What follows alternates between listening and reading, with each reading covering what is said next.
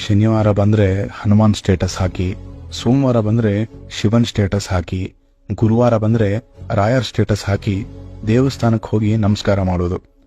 ಉಳಿದಿನವೆಲ್ಲ ಬೇರೆಯವರಿಗೆ ಕೆಟ್ಟದನ್ನು ಬಯಸ್ತಾ ಸ್ವಾರ್ಥದ ಹಾದಿಯಲ್ಲಿ ಸಾಗುತ್ತಾ ನಮಗೆ ಒಳ್ಳೇದಾಗೋಕೆ ಮಾತ್ರ ಆ ದೇವರನ್ನ ಸ್ಮರಿಸ್ತಾ ಇದ್ರೆ ಮೆಚ್ಚುವನ ಆ ಪರಮಾತ್ಮ.